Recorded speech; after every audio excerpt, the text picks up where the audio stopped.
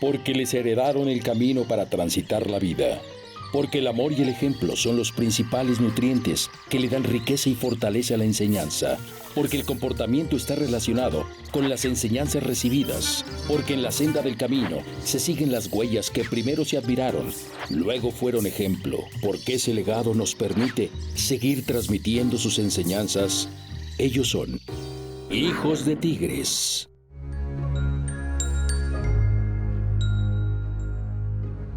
Guanajuato, tierra de grandes figuras a nivel nacional e internacional. Los muralistas Diego Rivera y José Chávez Morado. Los escritores Jorge Ibargüengoitia, María Luisa La China Mendoza, Cristina Pacheco. El poeta Efraín Huerta. Sus plazas la convirtieron en sede del Festival Internacional Cervantino en 1972. Pero hubo alguien que supo cómo mostrarlas a propios y extraños. El maestro Enrique Ruelas y su teatro al aire libre. Bueno, Pachuca es donde nace Enrique Ruelas Espinosa. Eventualmente se va a Guanajuato porque no había carrera de leyes en Pachuca. Es más, ni siquiera había universidad. Estaba el Colegio del Estado, el Instituto Científico y Literario de Pachuca, que llegaba hasta la preparatoria. Entonces, la primera razón de la relación entre Pachuca y Guanajuato a través de mi padre es que no existía universidad en Pachuca. Pero la segunda razón es que se va castigado a Guanajuato, porque a él lo mandan mis abuelos a la Ciudad de México a estudiar leyes, que era lo que le tocaba estudiar, no lo que quería estudiar. Y entonces se viene a la Ciudad de México, pierde el primer año escolar, mis abuelos se dan cuenta, y bueno, ya te imaginarás el regaño, y entonces el hermano mayor estudiaba ingeniería de minas en Guanajuato.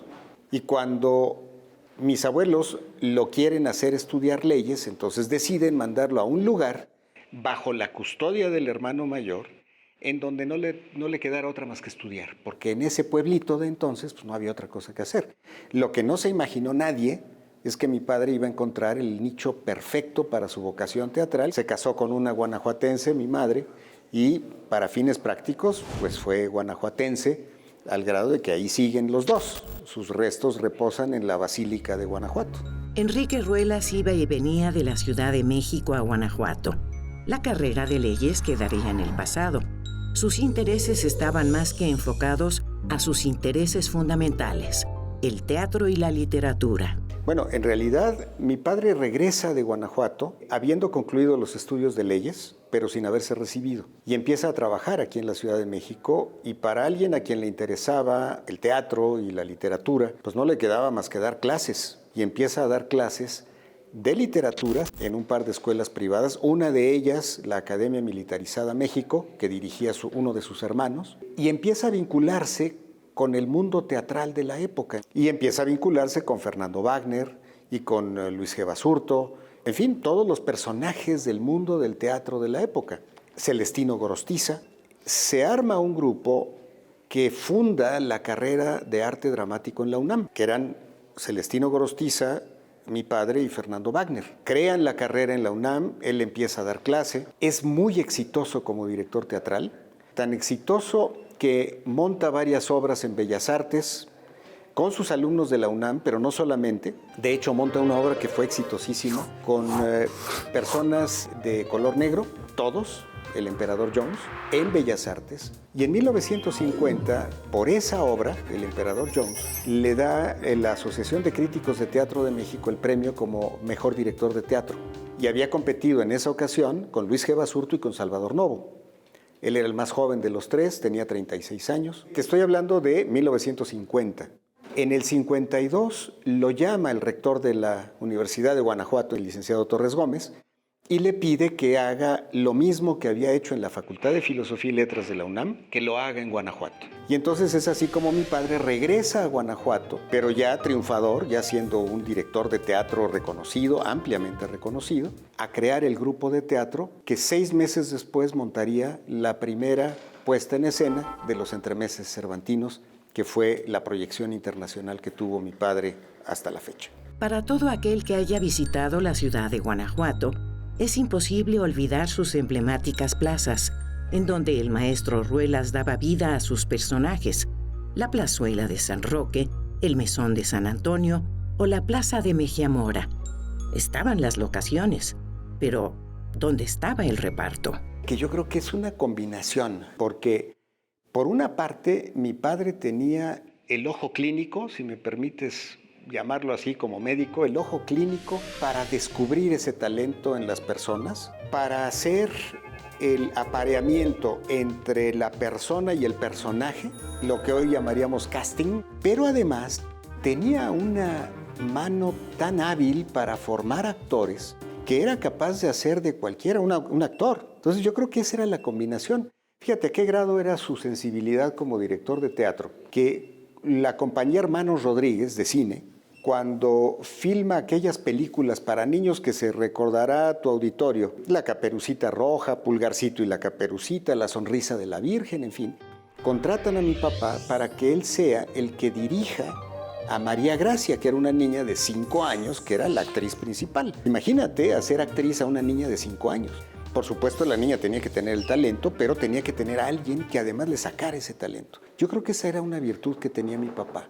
La habilidad de identificar a las personas, la habilidad de hacerlos actuar y actuar bien, creó verdaderamente una comunidad, como él lo decía, con una mística, en donde finalmente todos colaboraban y de todos los estratos sociales, que era fascinante. Tú debes recordar a Leoncio. Leoncio era el utilero del teatro universitario. Leoncio, como recordarás, era un minero ya retirado, muy pobre, que estaba en el grupo de teatro a la par que el rector de la universidad, Armando Olivares, que actuaba, o el secretario general de gobierno, que actuaba. Esa convocatoria, yo creo que es lo que hizo que la gente actuara, porque se sentía además parte de un grupo que le ayudaba a ser un personaje de Cervantes, o un personaje de Lope de Vega, o un personaje de Alejandro Casona.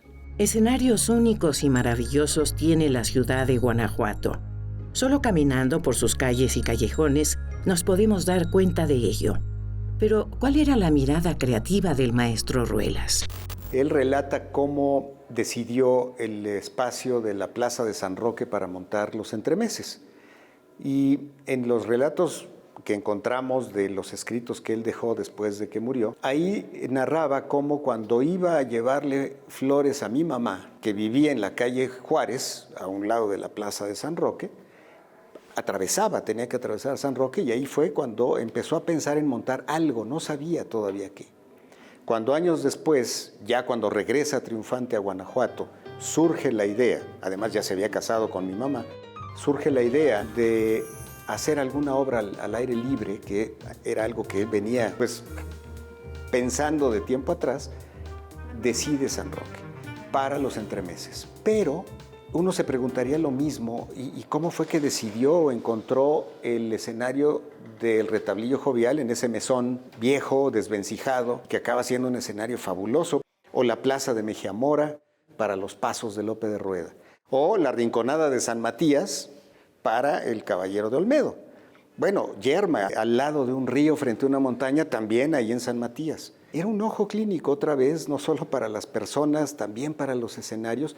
Por ejemplo, yo te diría que algo que sorprendió mucho en aquella obra que montó en Bellas Artes el Emperador Jones era la escenografía, que había hecho con Guillermo Prieto, que fue un gran escenógrafo, pero la combinación de los dos hizo eso en ese momento, como lo había hecho con una obra de Jean-Paul Sartre, ahí mismo, en Bellas Artes. Entonces, era un hombre que nació para el teatro. Tenía una visión natural para los escenarios, para las escenografías, para los actores, para las obras, para el diseño de las obras, que también en su momento fue una innovación en el teatro, cuando empieza a mezclar con técnica cinematográfica las escenas de los entremeses en San Roque.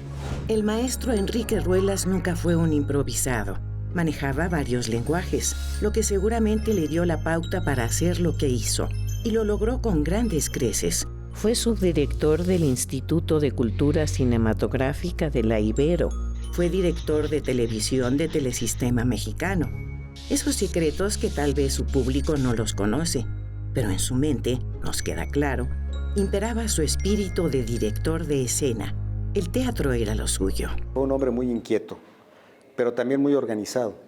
Tenía su vida bastante bien organizada. Él estaba en la Ciudad de México de lunes a jueves.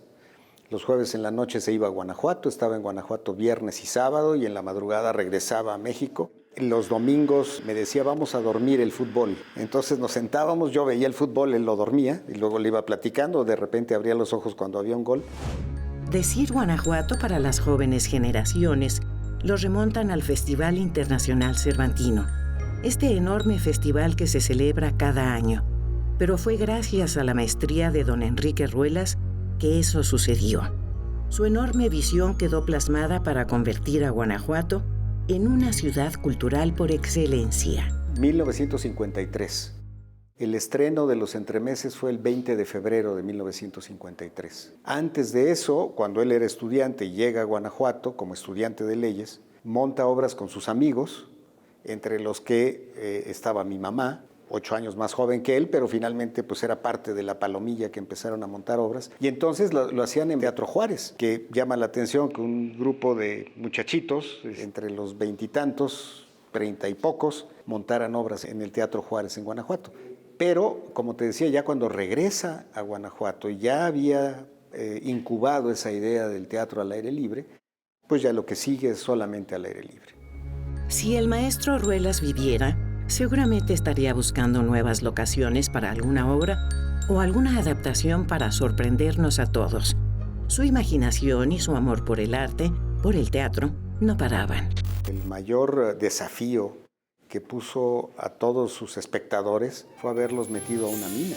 Cuando montó Dos hombres en la mina, con aquel argumento de 2 mineros que se quedan atrapados en una mina después de una explosión y todo el drama que se da entre el capataz y el minero, a los espectadores nos metían con un casco, con un letrero en la entrada de la mina que decía que si la persona tenía un padecimiento cardíaco mejor no entrara, y entrabas, te sentaban en la mina, adentro literalmente, y la obra empezaba con un estallido.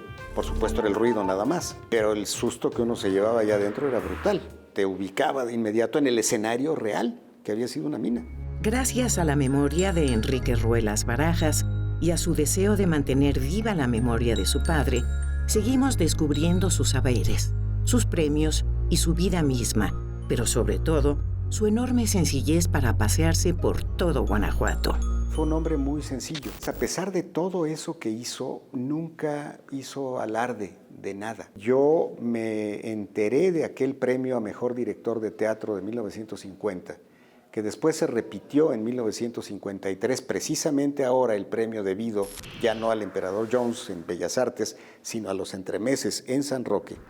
Me enteré de esos 2 premios a Mejor Director de Teatro en México muchos años después de su muerte. Y me enteré por la biografía que escribió Edgar Ceballos de él, cuando se descubrió pues, todo lo que había hecho. Y él no era alguien que hiciera alarde de sus premios, de sus logros. Él era un hombre sencillo, tranquilo, muy de casa cuando estaba con nosotros y muy de teatro cuando estaba en Guanajuato y en la universidad y se reunía con sus amigos en el Café Valadez. Tus papás, por ejemplo, que se reunían a platicar de N cosas en el café. Pues ese era Enrique Ruelas Espinosa, un hombre muy sencillo. Cualquiera pensaría, al tener una gran trayectoria, escribir sus memorias. Muchas de nuestras grandes figuras de las artes lo han hecho. ¿El maestro Enrique Ruelas lo tenía en mente? Creo que nunca se hubiera dado el valor a sí mismo en términos de valía como para que él pensara que merecía la pena que alguien conociera su biografía.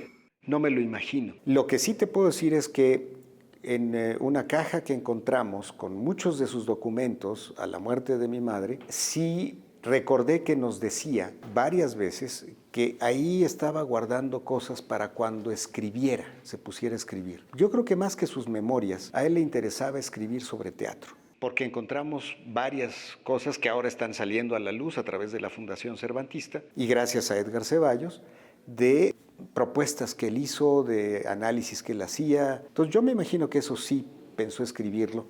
Finalmente nunca tuvo tiempo para hacerlo.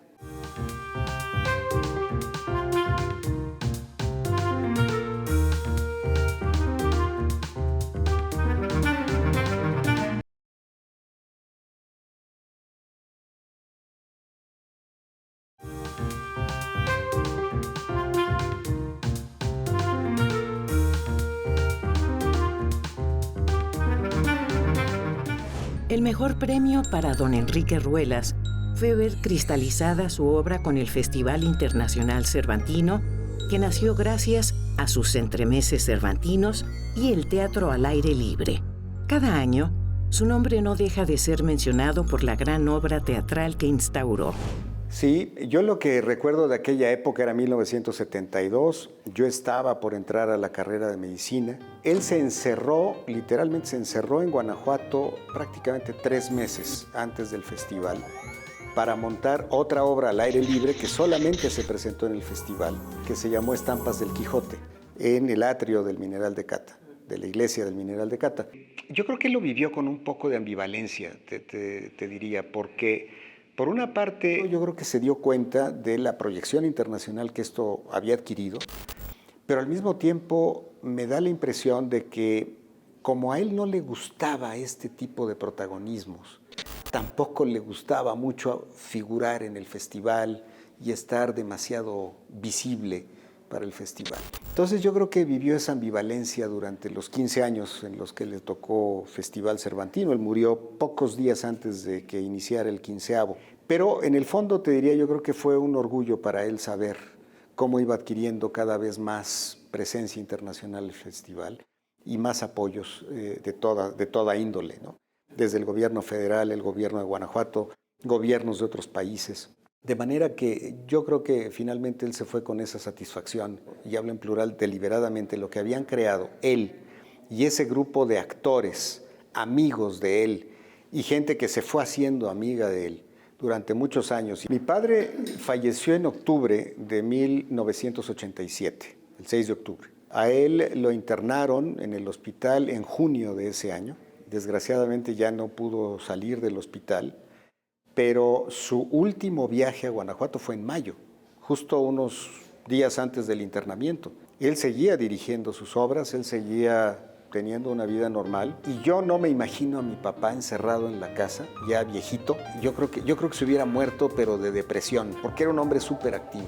Ensayos, locaciones diversas y todo el pueblo de Guanajuato formando entre ellos una enorme compañía que además no cobraba por subirse al escenario, por actuar. En primer lugar, pues yo lo vivía desde la Ciudad de México, porque nosotros vivíamos acá. Mi abuela materna vivía en Guanajuato, de manera que mis vacaciones eran con ustedes allá. Entonces yo sabía perfectamente que él iba a los entremeses, y luego de repente oía hablar de los pasos y del retablillo y de Yerma, pero verlo ahí era como decir, bueno, ¿y qué es esto, no? De niño era un poco la intriga de saber qué significa esto. Pero yo lo único que tenía que hacer era sacarle una bolsa de dinero, la faltriquera, a un personaje que estaba distraído y echarme a correr delante de un soldado que me daba pavor porque sí me tiraba los espadazos por detrás. Entonces tenía yo que estar corriendo como loco. Eso era lo que yo hacía y me acuerdo muy bien de esas escenas.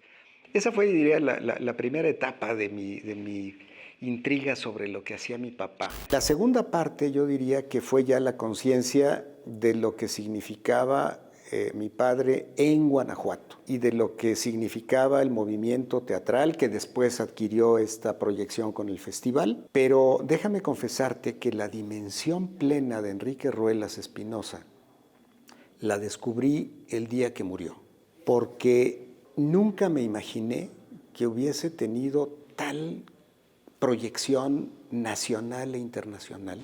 La presencia de Enrique Ruelas permanece en la ciudad de Guanajuato. Sus cenizas están depositadas junto a las de su esposa en la Basílica de Guadalupe. Pero también la Fundación Cervantista Enrique y Alicia Ruelas nos permiten cotidianamente acercarnos a su mundo.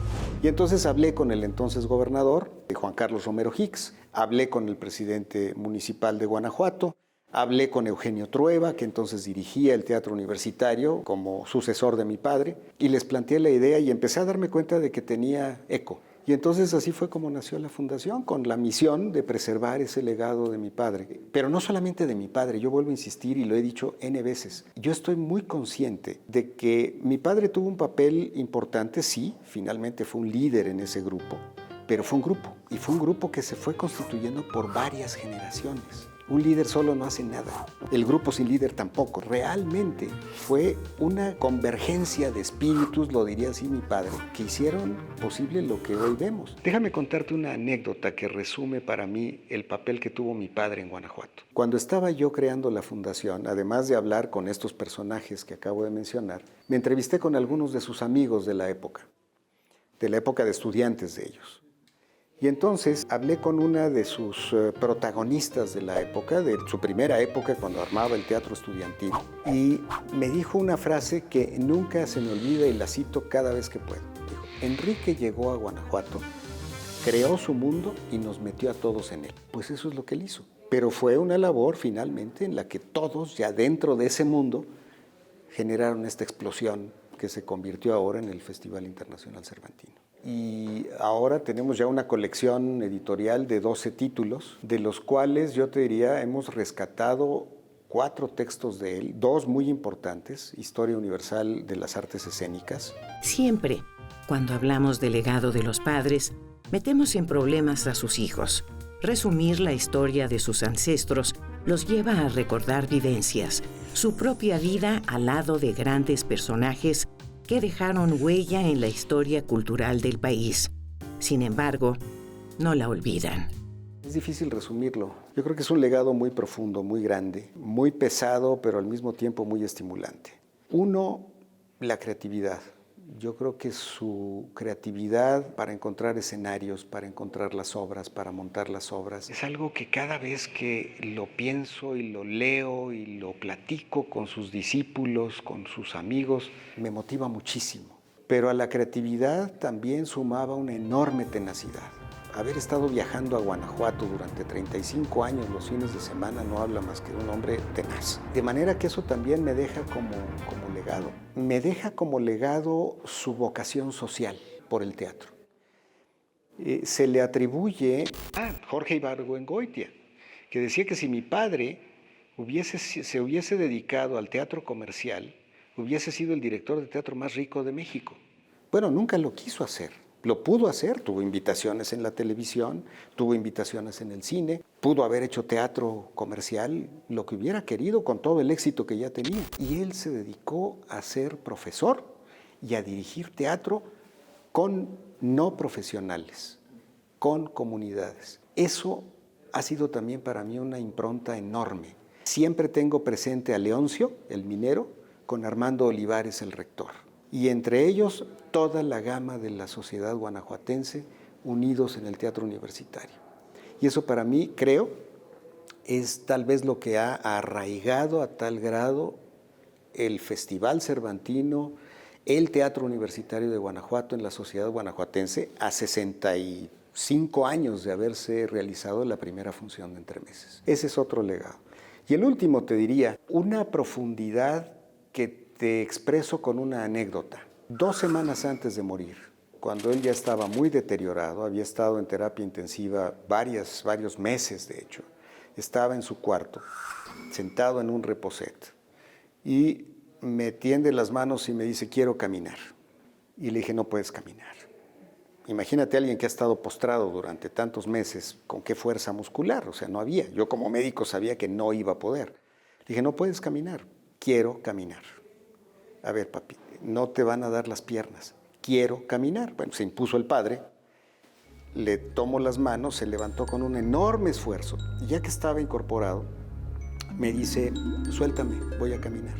Dije, no, te vas a caer, suéltame. Entonces lo que hice fue abrazarlo sin detenerlo y empezó a caminar. Bueno, dio 3 pasos, con mucha dificultad, pero los dio. Insisto, para un médico esto es increíble.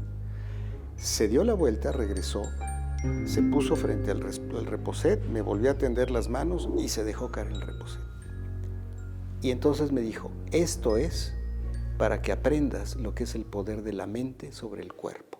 Bueno, ese es el legado para mí, porque era un hombre que eso enseñaba, eso era lo que enseñaba a sus actores, a dominar el cuerpo. Entonces fue un hombre con una profundidad pasmosa. Amor. Hipócrita. Mi padre. La gente falsa. Tal vez una voz armoniosa de mujer.